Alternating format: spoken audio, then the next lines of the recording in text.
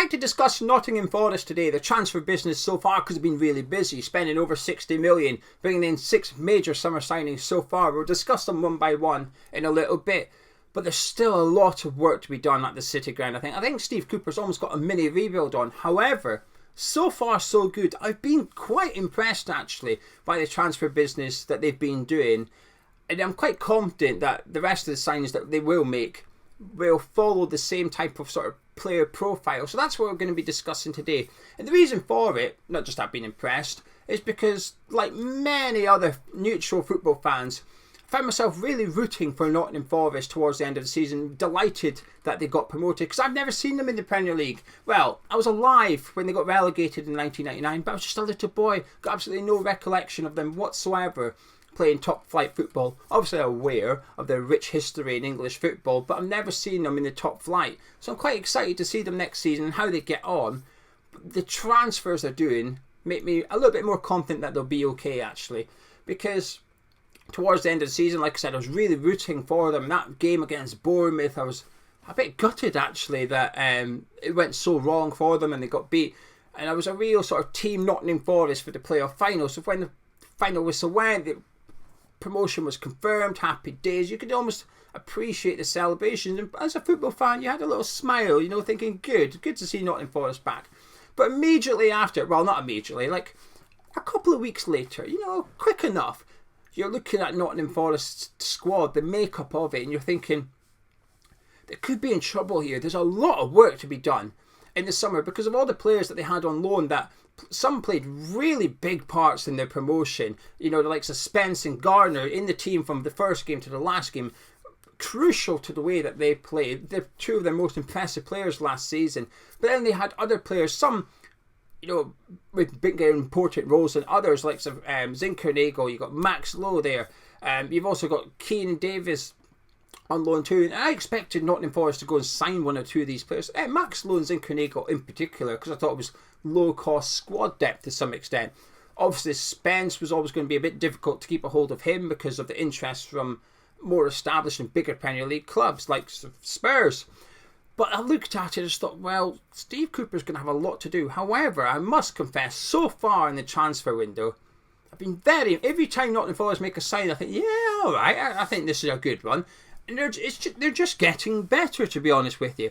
So let's discuss them one by one. I'm going to start with Dean Henderson because I am a bit of a Dean Henderson fanboy. I would have loved him at West Ham. But this transfer, I'm not going to call it genius. It's not quite that good. But it's the next thing down. Really, really smart. Really, really intelligent. And what I will say is risk-free. On loan from Manchester United. Now, there's a lot of talk that there's an option to buy in there for 20 million. If that's true, then this transfer is like a 10 out of 10 transfer as far as I'm concerned. So they're obviously losing Bryce Samba was a bit of a surprise on neutral. Nottingham Forest fans might have seen it coming. But certainly when it was announced that he didn't want to remain at Nottingham Forest and he wanted to leave, obviously they've sold him for 5 million.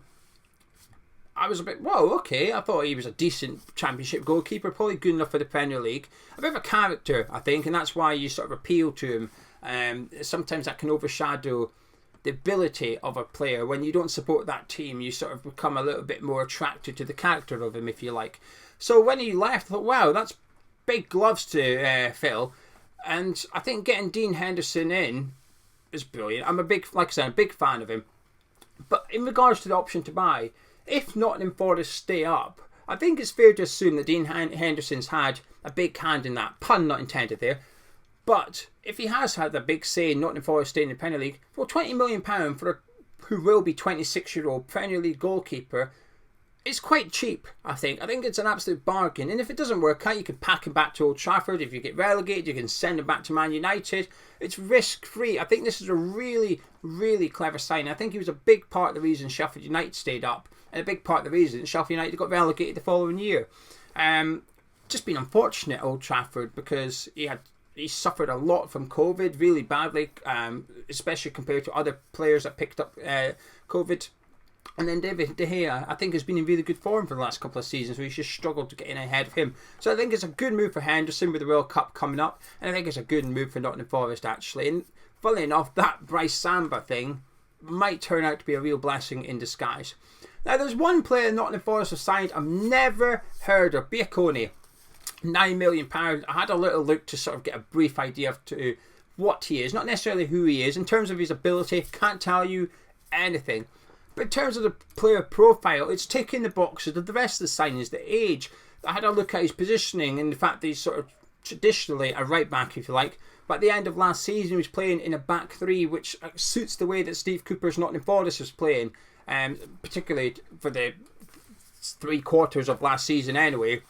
With that 3-4-3 formation, and gives you a little bit of an indication as to what Nottingham Forest are going to do going forward next season. But the fact that he's comfortable in a back three, certainly has experience in a back three, can also play wing back, I think player profile wise looks like a really good purchase. In terms of player ability, can't really say much. But if you're watching this and you know who he is, let me know in the comments below. If you're not a Forest fan, get involved and let me know what you think of him, because you've done your research on Biancone, so let me know. And while you're here, make sure you subscribe to the channel, drop a like on it by clicking the thumbs up as well.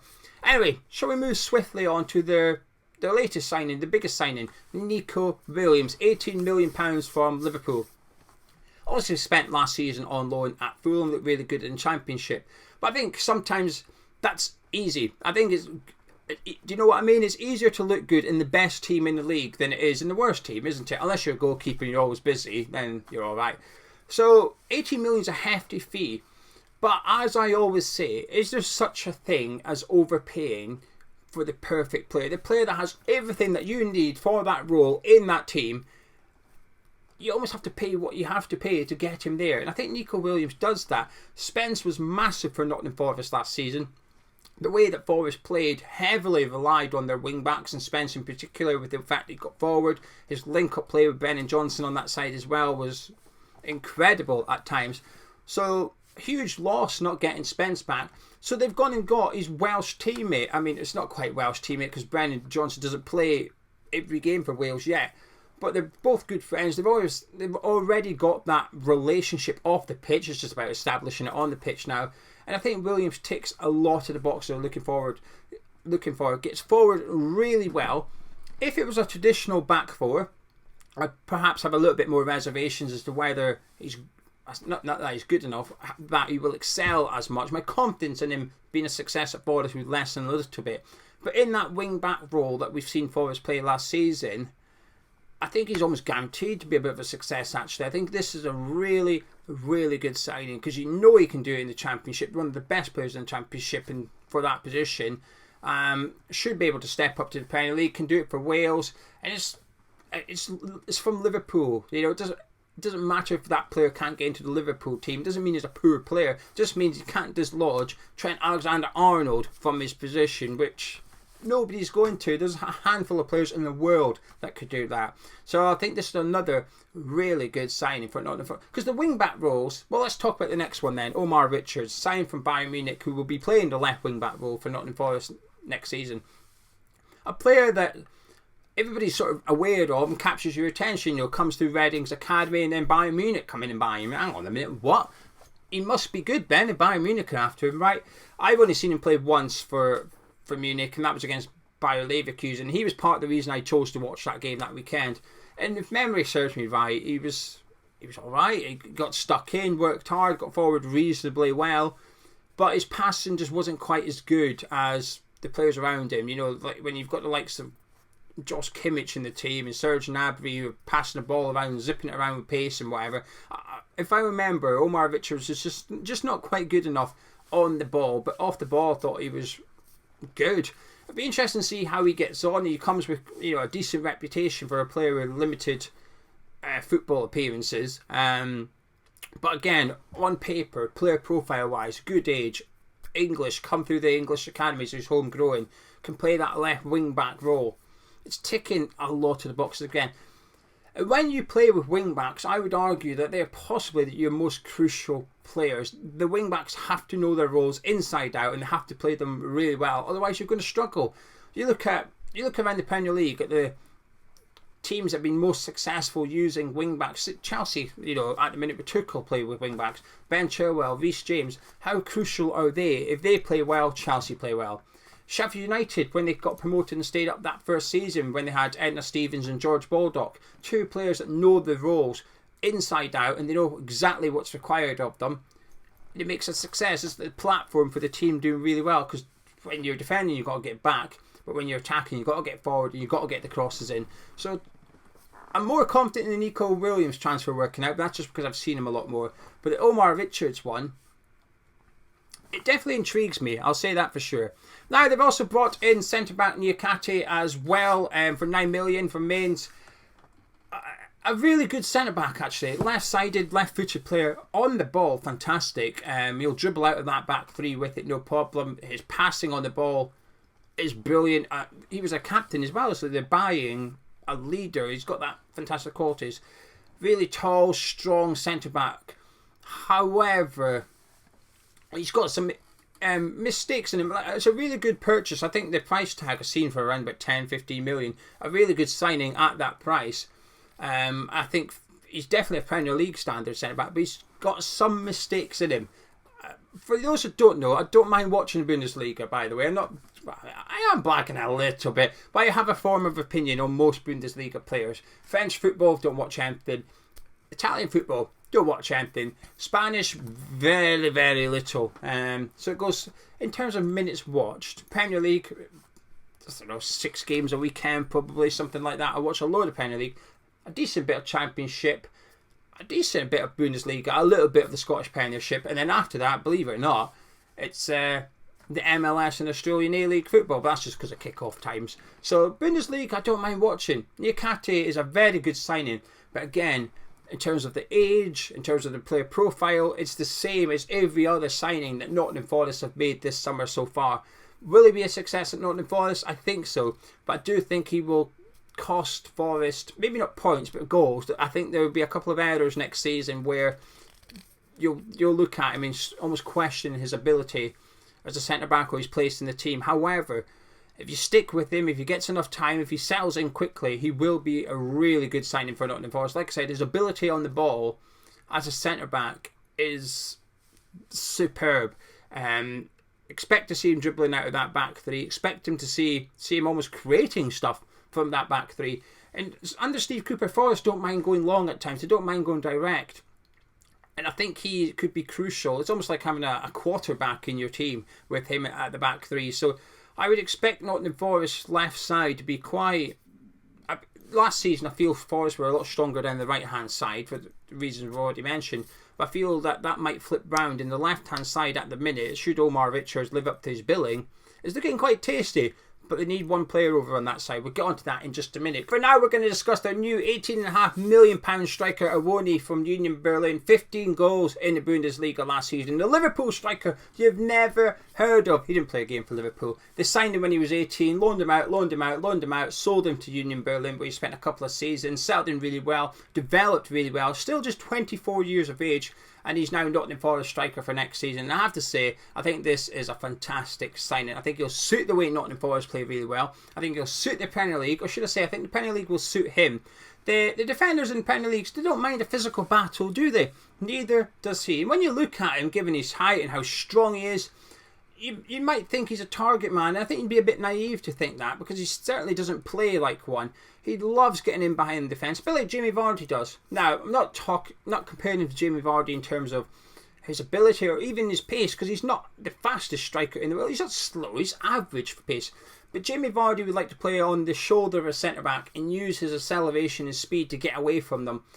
He doesn't necessarily do that. He likes to play on the shoulder of the centre-back, but he doesn't really take off. But what he does do, he uses his physicality to get away from the defence, makes it difficult to get the ball off, and he doesn't always take many touches to get his shot away either. You give him a half chance at an 18-yarder, he will take the shot on, and I think that's what Forest need.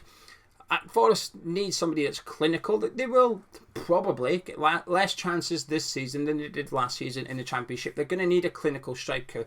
I don't know if I would describe him as that as such, but I would describe him as a striker that doesn't need many touches in order to get his shot away. And then usually that can then lead to being clinical, can't it? But I think it's a really, really good signing. But again, it just fits the player profile. 24 years of age. And this is what Steve Cooper's building here. He's building a young team, but also the players he's bringing in have all got good experience. Like I said, while they're younger 20s, they've all got really good experience for their ages as well. And so far you're looking at it and you're thinking, you know what, that's probably they can get another 3 players in, and I'll discuss the positions I feel they need. Forest fans, feel free to disagree, but as an outsider looking in, this is what I think you still need. If they can get 3 more signings that are similar level in terms of ability and player profile, I think they'll be fine next season. I'm quite confident right now that they will stay up in the Premier League, assuming they can carry on with this impressive transfer business. But if it doesn't work out, if Nottingham Forest do get relegated, I think most of the players that we have discussed would possibly give them a season in the Championship. And if they don't, you'll be able to recoup most of your money. If not, you might even make a profit on some of these signings as well. All it takes is 1 or 2 of them to impress. Forest get relegated, there'll be plenty of other Premier League clubs looking at them thinking, well, they did well in the Premier League, we'll have to hit them. I think the transfer strategy of Nottingham Forest is superb so far, because you look at some of them, you think, if Forest got relegated, would they stick with them in the Championship? I think some of them would. Automatically, they'd have one of the best teams in that league and be heavy favourites to get promoted. But I don't think they'll get relegated. I feel... Remember a year ago, I say remember a year ago as if there's loads of you 10 people, do you remember a year ago I did a video on Crystal Palace? I'll tell you what, I'll put that Crystal Palace video up at the end of this one so you can click on it and watch it if you want. So 12 months ago I did a video about how Crystal Palace were making really good signings or interesting signings when they were bringing in the likes of Mark Guy, they were bringing in Michael Olise. I liked what they were doing in the transfer window. I thought Patrick Vieira was a bit of a risk, but I hoped it would work out. I was feeling alright about Crystal Palace. I saw heavy favourites for the chop for getting relegated. Although I don't really buy into this. And I've got the Crystal Palace vibes about Nottingham Forest this summer, where I look at it, I'm quite impressed, and I think they'll be alright this season. But they still have a lot of work to do. I say a lot. 3 positions I think they need. A centre midfielder. Obviously James Garner on loan from Manchester United last season had a big part to play. I was quite impressed by Yates. The season before Steve Cooper came in, I always thought he was an average Championship centre midfielder. Last season I was a bit more impressed with him under Steve Cooper. I thought he really improved. Is he good enough for the Premier League? I'm not convinced, but I think he deserves a crack at it. I think they need at least 1 more centre midfielder. I think they might even need 2, to be honest with you. I was surprised Man United weren't knocking on Nottingham Forest's door as soon as they got promoted, trying to give them James Garner back on loan, because why wouldn't you? I realise Garner's got aspirations to play for Man United and sees himself having a future at Old Trafford. That's all very well and done. And I'm sure Ten Hag wouldn't mind taking a look at him in pre-season. But even after all that, the chances of him getting serious game time at Man United must be quite slim. So why wouldn't they want him to go to a side that they know the manager likes him, they know he's going to get game time, they know he's going to play in his position in centre midfield in the Premier League, gain that experience, boost his transfer value, they can have a look at him in the Premier League. It was a bit of a no-brainer. I was almost surprised that the loan deal didn't happen like that. But of course, now that Nottingham Forest have loaned Dean Henderson from Man United, they can't loan James Garner. So they want him back. They're going to have to buy him. And I think that's a different ball game altogether. They've been strongly linked to Lewis O'Brien from Huddersfield. And I think that would be another fantastic signing for them. I think he's probably one of the better centre midfielders of the Championship. Again, the player profile that Cooper's going after this summer, he fits that. The transfer fee, believe, be around about 9 to 10 million. It's a good price tag. I think you're getting a good player for that money too. And again, just like I said, if Forest somehow got relegated, you'd probably get a season out of him at least in the Championship as well. So I think O'Brien makes sense, but I do think they might need 1 more centre midfielder. It doesn't necessarily have to be a big signing or a signing from a domestic league. You might see Nottingham Forest going over to the Bundesliga, where they've obviously got good links, and having a look at centre midfielders there that they could get back perhaps on loan or something. We know that from our West Ham side of things, we know Santiago Escobar wants out of Hertha Berlin. Could he be a good selection for Nottingham Forest? So centre midfielders certainly. Then they've got the attacking midfielder one. They've been linked to Morgan Gibbs-White, who I think would be a stunning purchase for anyone really. I would love to see him at my team, West Ham, but again, he would just fit the way that Nottingham Forest players. Really impressed with him at Sheffield United. Obviously had a couple of niggly injuries, so his appearances were a little bit less than perhaps you would like. But Wolves, by the sound of it, Wolves are a bit skint. They've just signed Nathan Collins for 20 million, so to get 25 million in for Gibbs-White would make sense for a player they didn't necessarily have last season. And you know, the likes of Forest have been linked to him, as are Everton, who aren't the flushes for the cash. Obviously they've got a bit of Richarlison money, while some of it needs to go towards sort of the club not going bankrupt. I'm sure they've got some money to spend, Everton, but I do wonder if Nottingham Forest actually has a little bit more financial power than some of those expect to be round about them in the Premier League. So I think Morgan Gibbs-White would be an excellent signing, but somebody of that ilk, an attacking midfielder that can perhaps play in the number 10 role, can play slightly to the side, sort of two players behind the striker. Someone who's a little bit versatile as well would be a really good signing for Nottingham Forest. And then the striker, obviously that's Keenan Davis on loan last season from Aston Villa, for the second half of the season anyway. Had a really big impact there, and I was quite impressed by him. He's not prolific. You're not going to get 20 goals a season from Keenan Davis. You're looking at a 1 in 3 goal scoring record. I think that's what he did do for Forest, wasn't it? 5 goals in 15 starts. A good return, but the way that Forest play, I think he is an excellent prospect, and I think he would be a solid sort of backup striker for the Premier League. And if they could get him back to City ground for next season, I think that would be another astute signing for them. But so far, excellent progress by Nottingham Forest in the transfer market. But like I said, I do think there's 3 more positions or 3 more players that they need to bring in ahead of next season. But it's looking good so far for Forest, isn't it? I've been very, very impressed. And when they spent a lot of money, I say only 60 million, it's a lot of money, but it's not a lot of money at the same time to stay in the Premier League. But it gets even more impressive when you look at the teams that you expect to be round them in the Premier League. So let's look at the 2 other teams. Fulham have spent a bit of cash, a couple of good signings in there, but nothing as much as Nottingham Forest. You'd argue they've got a better team to go with compared to Nottingham Forest, so they perhaps don't need as much. Bournemouth have spent nothing. They look bang in trouble. I don't know why Bournemouth have just done nothing so far. Look at their squad. I'm not confident that's good enough to stay up. Then you look at the clubs that just survived relegation in the Premier League and what they're doing. Southampton, they're getting there now. Their transfer activity is picking up. A couple of centre midfielders brought in from Man City and a Rebo from Rangers. But again, they're not the busiest movers in the transfer market. Everton, still yet to make any good signings. They're tight for cash. I think Wolves would be closer to that the bottom of the table than a lot of people think next season. I was not very impressed with them towards the end of the season. Fabio Silva going out on loan to Belgium, he cost them 40 million. You can't afford a 40 million pound flop at your club.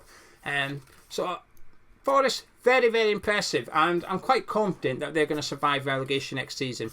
Anyway, if you enjoyed this video, please do drop a like on it, subscribe if you're new to the Tartan Geo YouTube channel, be much appreciated. I'll catch you in a bit.